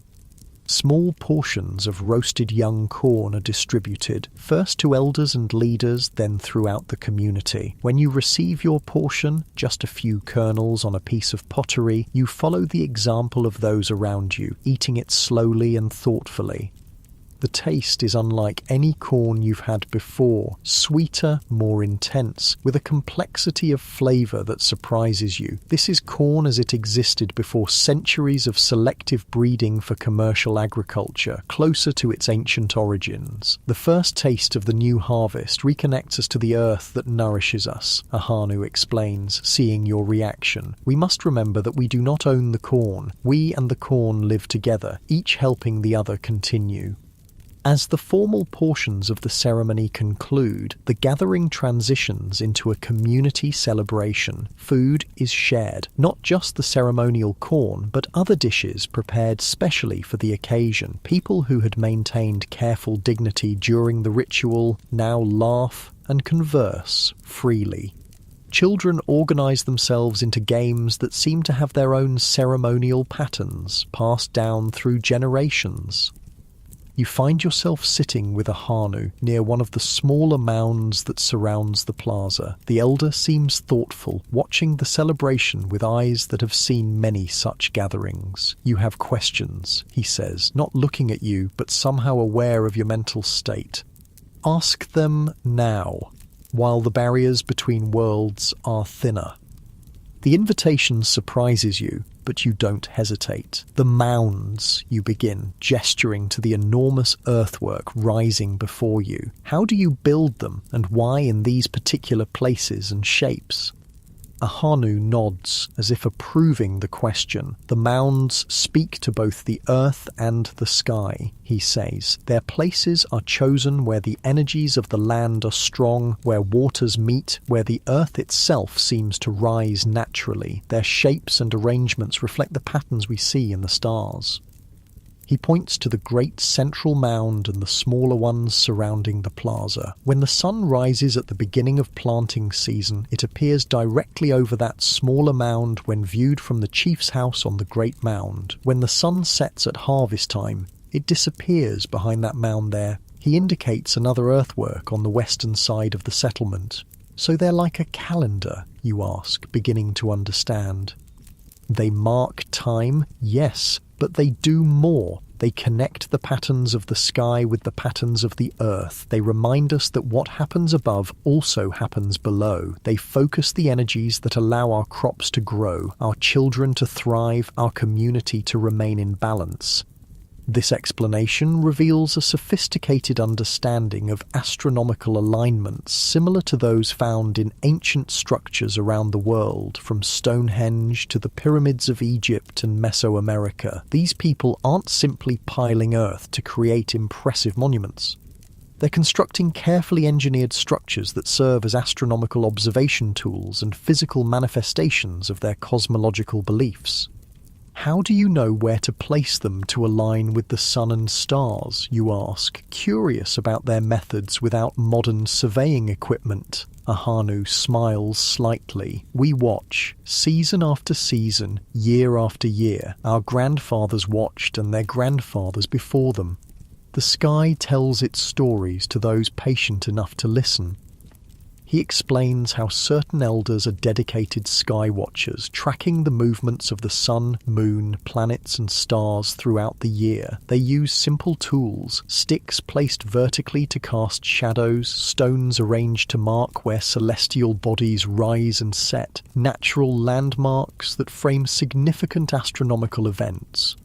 The patterns repeat, Ahanu says, but never exactly the same. Sometimes the moon wanders from its usual path, sometimes stars disappear and new ones appear. We watch, we remember, we learn. You realize he's describing comets, supernovas, and other astronomical phenomena that occur irregularly.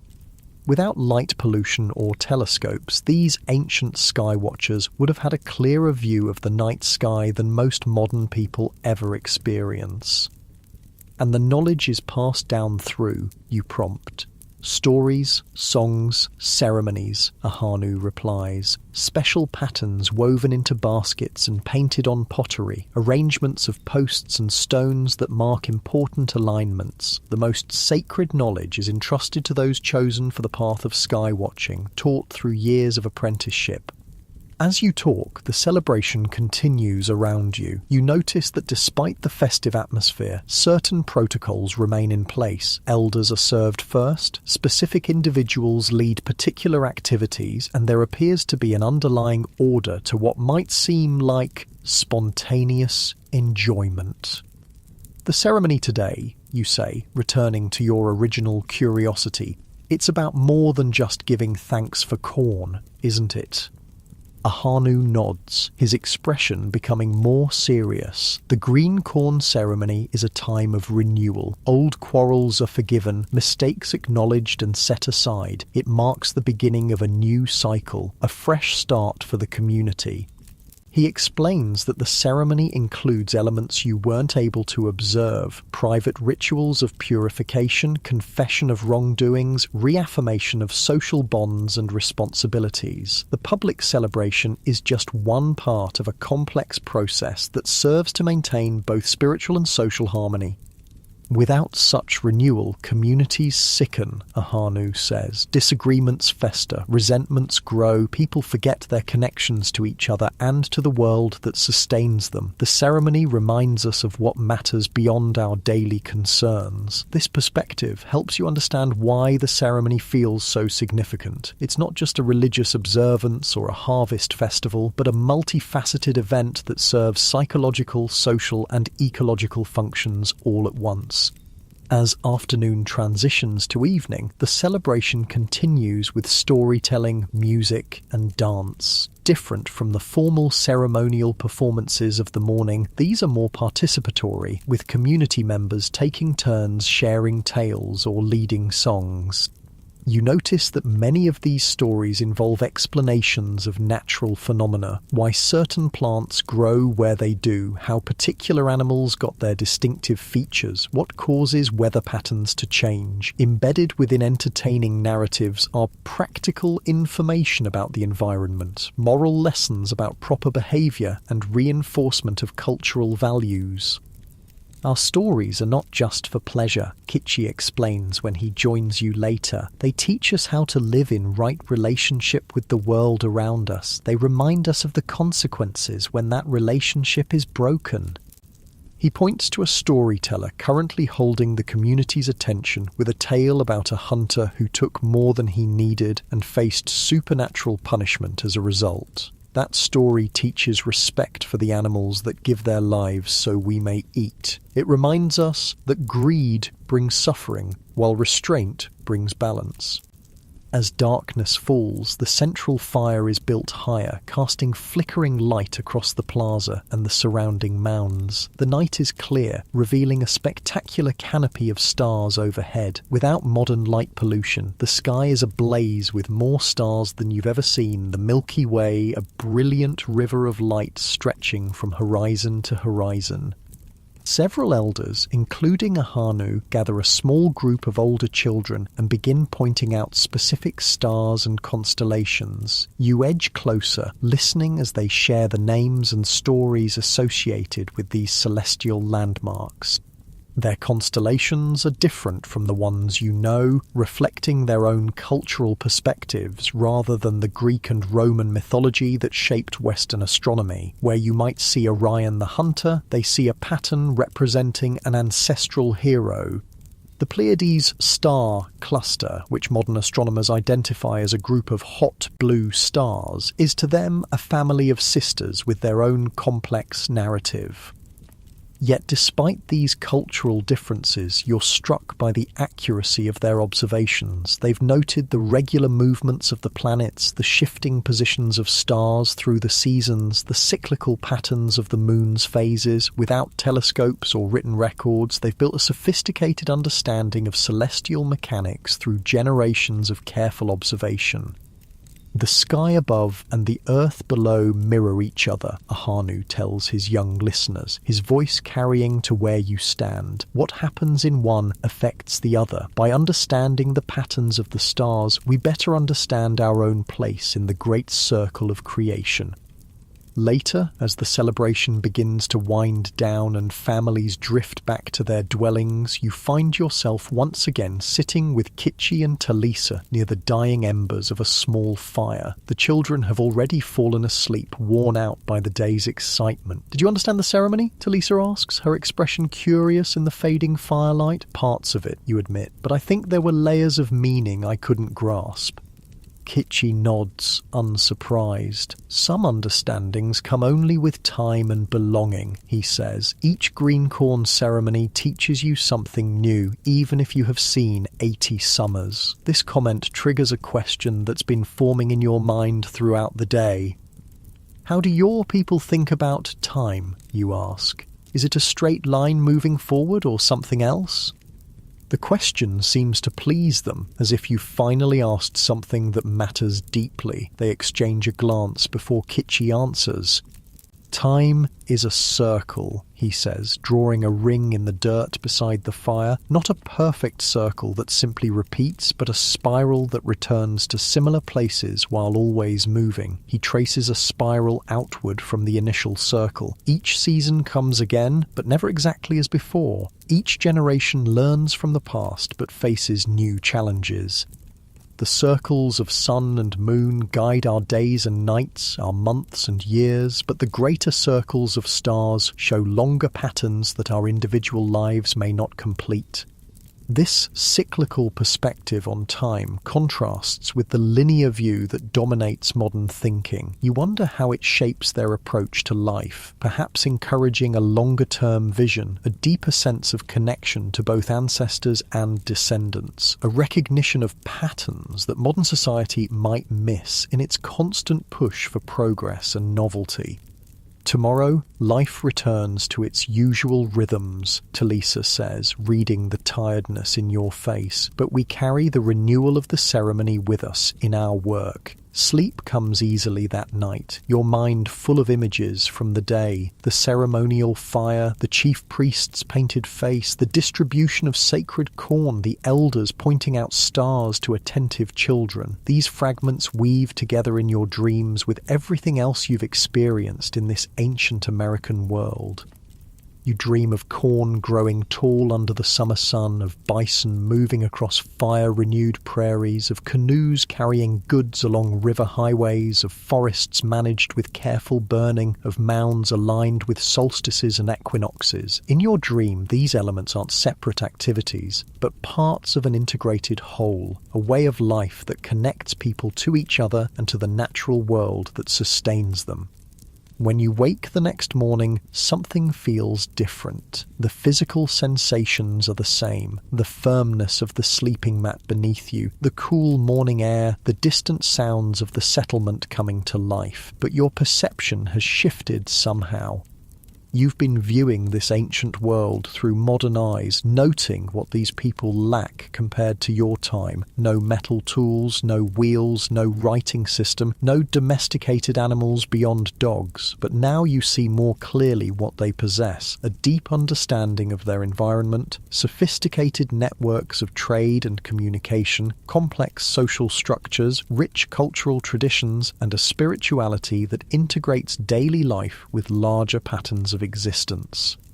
As you rise and prepare for the day, you carry this new perspective with you. Joining Kitchi for the morning meal, you notice details you might have missed before: the careful craftsmanship of the wooden bowls, the precise knowledge of plant properties reflected in the food preparation, the subtle social cues in how family members interact. The settlement returns to its normal activities, but with the refreshed energy that follows the ceremony. Fields need tending, hunting parties must be organised, hides require processing, children need teaching. Yet underneath these practical tasks, you now sense the spiritual framework that gives them meaning, the understanding that each action connects to both community and cosmos. You spend the day helping with various tasks, moving between different work groups as you have throughout your time here, but now you ask different questions, seeking to understand not just how things are done, but why, the beliefs and values that guide choices about resource use, social organisation, and relationship with the environment.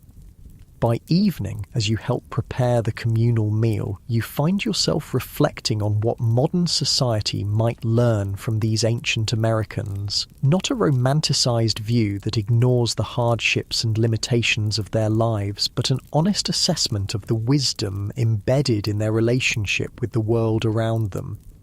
They understood ecological connections long before the science of ecology was formalized. They developed sustainable practices for managing resources, recognizing that their survival depended on maintaining the health of the systems that supported them. They created social structures that balanced individual needs with community welfare. They acknowledged the importance of both practical knowledge and spiritual meaning in creating a fulfilling human life. As darkness falls and the community gathers around evening fires, you find yourself experiencing a moment of clarity. The past and future seem to compress, allowing you to see this ancient world not as primitive or simple, but as a different and valid way of being human. With its own sophistication, its own technologies appropriate to its context, its own answers to the fundamental questions all societies must address. Sitting beside Kitchi and Talisa as they teach their children a song about the changing seasons, you realise that these people aren't just survivors in a harsh world waiting for civilization to arrive from Europe. They are civilization, a fully developed culture with its own achievements, values, and contributions to human history. The stars emerge overhead, the same stars that guided these ancient astronomers in building their mounds, planting their crops, and navigating their world. The same stars that will still shine long after both their civilization and yours have passed into history. In their patient light, the artificial separation between past and present seems to dissolve, revealing the continuous thread of human experience across time. As the evening deepens and conversation gives way to quiet contemplation, you find yourself filled with gratitude for this journey into ancient America, not just for what you've learned about how people lived 1,000 years ago, but for what it's taught you about different ways of understanding what it means to be human in relationship with each other and with the earth. Sleep approaches once more, and as you settle onto your familiar sleeping mat, you carry with you a sense of connection that spans centuries. The challenges facing humanity have evolved, but the fundamental needs remain: for sustenance, for community, for meaning, for balance with the natural world. The lessons of ancient America whisper through your consciousness as you drift toward dreams, reminders of wisdom earned through generations of living close to the earth, wisdom partially forgotten in the rush of technological progress, but perhaps more relevant now than ever before. In these final moments of wakefulness, surrounded by the gentle sounds of a sleeping settlement beneath the vast star-filled sky, you understand that the story of ancient America isn't just about the past. It's about possibilities for human societies in any time. Possibilities for living with awareness of our place in the intricate web of life that sustains us all. The ancient and modern worlds touch across time in your drifting thoughts, each with lessons for the other, each part of the great spiral of human experience that continuously returns to similar questions while facing new challenges. And in this understanding, you find both peace and purpose as sleep finally claims you beneath the ancient American sky. The people you've come to know, Kichi and Talisa, Ahanu and Wachiwi and all the others, will continue their lives in this place, tending their corn, hunting their bison, trading their goods, telling their stories, watching their stars. Their civilization will face challenges in the centuries to come, challenges, from history books, but they cannot foresee. Yet the wisdom they've developed through their intimate relationship with this land will endure in countless ways, influencing the continent's future even beyond the massive disruptions that await. As your consciousness fades into dreams, one final thought surfaces: that perhaps the greatest lesson of ancient America is the reminder that human ingenuity, adaptation, and meaning-making happen in all times and places, not just in the narrow slice of history and geography we typically celebrate. And in that recognition lies the seed of a more complete understanding of our shared human journey across time. Sleep now, cradled in the knowledge of ancient America, carrying its stories back with you wherever and whenever you go next. For in the end, all human stories are connected in the great web of existence, past flowing into present, present into future, in an endless cycle of renewal and remembrance.